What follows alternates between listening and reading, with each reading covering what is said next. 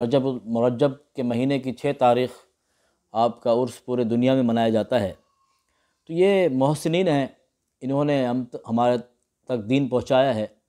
آج ہم اپنے جو حیات سے مولی ہیں، مولانا صاحب ہیں، ان کے تعظیم کرتے ہیں، اچھی بات ہے، لیکن جو انتقال فرما گئے اور صحیح معنوں میں دین پر ثابت قدم رہے، ان کی تعظیم کیوں نہ کی جائے؟ حالانکہ قرآن تو یہ کہتا ہے جو جانور ہم قربانی کے لیے ذبح کرتے ہیں، جس کو ہدی کا جانور کہا جاتا ہے، تو اس کے لیے قرآن کہتا ہے وَمَن يُعَظِّمْ شَعَائِرَ اللّہ، اللہ کے نشانیوں کی تعظیم کرو، فَإِنَّهَا مِن تَقْوَى الْقُلُوبِ، یہ دلوں کا تقویٰ ہے، پرہیزگاری ہے۔ وہ جانور جو ایک مرتبہ اللہ کی راہ میں قربان ہونے جا رہا ہے، اس کی تعظیم دلوں کا تقویٰ ہے۔ تو ایسا انسان جو اشرف المخلوقات ہو اور پوری زندگی دین متین پر گزار دے، تو اس کی تعظیم کرنا کیسے گناہ ہوگا؟ ہاں، سجدہ کرنے کے خلاف ٹھیک ہے، سجدہ اللہ کی کو کیا جائے گا، اللہ کے علاوہ نہیں کیا جائے گا، مزارات پر سجدہ کرنا منع ہے۔ تو یہ بات ہے۔ تو اس پر ایک اور بات میں یہ کروں کہ جو ایسا انسان پوری زندگی موت تک اس نے اللہ کی رضا کے مطابق گزاری، وہ کامیاب ہے۔ تو ہم یہ کہ ہمارے ذہنوں میں یہ بات آتی ہے، نہیں بھائی، جو حیات سے ہیں ان کی تعظیم کی جائے گی، جو انتقال کر گئے ان کی نہیں کی جائے گی۔ اس پر علماء نے بڑا نفیس نقطہ بیان کیا ہے، وہ یہ کہ جو حیات سے ہیں، خاتمہ ایمان پر ہو یا نہ ہو، آپ گارنٹی نہیں دے سکتے۔ بڑے بڑے ولی آئے، غوث پاک علیہ رحمہ کے بارے میں بھی یہی، شیطان نے کہا میں تیرا رب ہوں، تجھے نماز معاف کرتا ہوں، آپ نے کہا لا حول ولا قوت الا باللہ۔ تو شیطان نے کیا کہا تھا؟ میں نے یہاں پر بہت بڑے بڑے ولیوں کو تباہ برباد کر دیا، ناکام کر دیا، تو لیکن آپ ہیں، آپ کو اللہ نے کہ علم نے بچا لیا۔ تو آپ نے کہا نہیں، مجھے علم نہیں بلکہ مجھے رب نے بچایا۔ تو اشارہ کیا تھا کہ بہت بڑے ولی گمراہ ہو جاتے ہیں، لیکن جو شخص پوری زندگی گمراہ نہ ہوا ہو، دین پر رہا ہو، وہ انتقال کر جائے، تو ان کے لیے اصال ثواب کرنا، اس کی برکتیں حاصل کرنا بالکل ٹھیک ہے۔ تو اسی کو رکھتے ہوئے خواجہ غریب نواز علیہ رحمہ کے حوالے سے چند باتیں کر کے آگے چلتا ہوں، تاکہ جو اسلام کے صحیح معنوں میں ہیروز ہیں، ان کا مطالعہ ہمارے ذہنوں میں ہو۔ صاحب ظاہر ہے جب میں کچھ بات کروں گا تو آپ کے ذہنوں میں بات آئے گی، آج کل موبائل ہے، سرچ کریں گے آپ اس کو، پھر پڑھیں گے، مزید شوق پیدا ہوگا، تو انشاءاللہ مزید فائدہ ہوگا۔ خواجہ غریب نواز علیہ رحمہ، آپ کا نام معین الدین تھا، آپ عام سی زندگی گزار رہے تھے، کھیتی باڑی کرتے تھے۔ پھر آپ کو ایک اللہ والے ملے، انہوں نے نوازا آپ کو، پھر آپ نے سب کچھ چھوڑ کر دین کے لیے نکل پڑے۔ مختصر میں ایک خاکہ بیان کر رہا ہوں، دین کے لیے نکل پڑے۔ اس کے بعد کیا ہوا؟ اس کے بعد اس مقام پر پہنچ گئے کہ آپ نبی کریم صلی اللہ علیہ وسلم کے روضہ مقدس پر جب پہنچے تو اللہ کے نبی نے کہا اے معین الدین، ہم نے آپ کو سلطان الہند بنا دیا ہے، آپ کو ہند کی بادشاہت دے دی ہے، آپ وہاں جائیں، ہند کی سرزمین پر کفار کو دین متین کی تبلیغ کریں۔ آپ ہند کی سرزمین پر آ گئے۔ آپ کے بارے میں پھر لکھا علماء نے کہ آپ یہاں پر آ کر سب سے پہلے کہاں گئے؟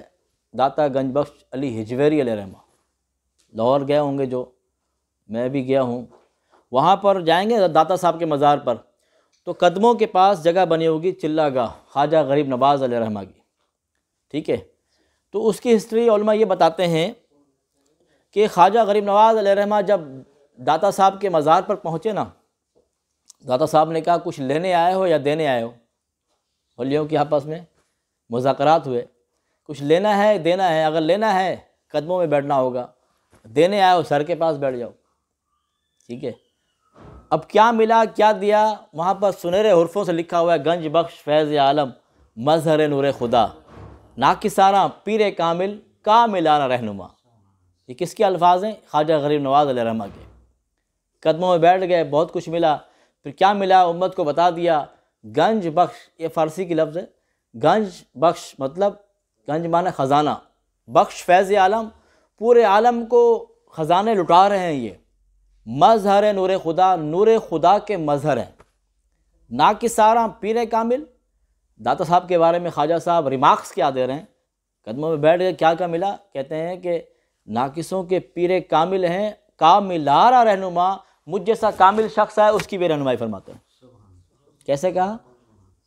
ایسا کامل شخص، نبی نے کہا آپ کو ہم نے سلطان الہند بنا دیا ہے، وہ کامل شخص بھی آتا ہے، اس کو بھی رہنمائی وہاں سے داتا صاحب کے دربار سے ملتی ہیں۔ یہ اللہ والے ہیں، انہوں نے دین کے لیے بڑی خدمات کی۔ آج ان کے مزارات پر بہت سارے لوگ جو خرافات کر رہے ہیں اس کے خلاف ہیں۔ علماء حق اہل سنت و جماعت، اس کو چاہیے صحیح کیا جائے، اور صحیح معنوں میں جو طریقہ ہے مزارات پہ جانے کا، امام علیہ سنت امام احمد رضا خان علیہ رحمہ نے خود لکھا ہے فتاوی رضویہ میں، آپ کہتے ہیں مزار پر بندہ جائے اور دعا کرے آ جائے، گول گول گھومنا بھی، چومنا بھی، حالانکہ چومنا جائز ہے لیکن چومنا بھی منع اس لیے کیا ہے، کوئی دوسرا آئے گا وہ کہے سجدہ کر رہا ہے، وہ سجدہ کرنا شروع کر دے گا۔ اور طواف کرنا، یہاں سے جاتے ہیں وہاں سے نکلتے ہیں، یہ منع کیوں کیا؟ تاکہ لوگ ایسا نہ ہو وہ طواف کرنا شروع کر دیں۔ تو علماء نے بڑا احتیاط لکھا ہے، لیکن عوام کی مثال موجود ہے، العوام کالانام، تو انام، یہ عوام تو جانوروں کی طرح جہاں ہانک دو گے وہیں چلتے جائیں گے۔ تو عوام کو سمجھانا چاہیے، جو پڑھے لکھے لوگ ہیں ان کو چاہیے بہت محبت کے ساتھ اسے سمجھائیں۔ اللہ تعالیٰ ہم تمام کو ولیوں سے محبت کرنے کی توفیق عطا فرمائے۔ اور اس کے علاوہ 3 تاریخ اویس کرنی رضی اللہ تعالیٰ عنہ کا بھی دن ہے، وہ بھی ہے۔ ولی اللہ کے عظیم لوگ ہیں، لیکن اختصار سے میں نے جس ولی کامل کا ذکر کیا ہے اسی حوالے سے بات کر آگے چلتا ہوں۔ اویس کرنی رضی اللہ تعالیٰ عنہ کا ذکر آیا تو اس پر بھی 2 باتیں کر لوں۔ وہ ایسے عظیم تھے اویس کرنی رضی اللہ تعالیٰ عنہ، انہوں نے ماں کی خدمت میں زندگی گزار دی، مشہور واقعہ ہے۔ ماں کی خدمت میں زندگی گزاری، اللہ کے نبی کا دیدار نہیں ہوا، ٹھیک ہے۔ پھر اللہ کے نبی نے کیا مقام دیا؟ عمر بن خطاب رضی اللہ تعالیٰ عنہ سے کہتے ہیں، اللہ کے نبی فرماتے ہیں، اے عمر آپ نے قرن میں جانا ہے، وہاں اویس کرنی ہے، اسے میرا سلام کہنا ہے اور اس سے میری امت کی مغفرت کی دعا کرنی ہے۔ صحابہ رسول سے کہا جا رہا ہے غیر صحابی سے دعا کرنا ہے۔ یہاں سے ایک مسئلہ پتہ چلا کہ معتبر شخص ہو تو چھوٹے سے دعا کروا سکتا ہے، کیونکہ جتنا بھی بڑا ہو جائے غیر صحابی صحابی کے برابر نہیں ہو سکتا، اور صحابی جتنا بڑا ہو جائے نبی کے برابر نہیں ہو سکتا۔ یہ جائے کہ آج کوئی اٹھ کے کہے میں نبی ہوں اور اس کو ماننا شروع کر دیا جائے، ٹھیک ہے۔ تو اویس کرنی رضی اللہ تعالیٰ کو مقام کیسے ملا؟ ماں کی خدمت نے، تو ماں کی خدمت سے بڑا مقام ملتا ہے، ماں کے قدموں تلے جنت ہے۔ تو آج اگر کوئی نوجوان اس جنت کو چھوڑ کر کہیں اور جنت بنانا چاہے تو اس سے بڑا نادان کوئی نہیں ہوگا۔ والدین کی خدمت کریں، یہاں سے یہ پیغام ملتا ہے۔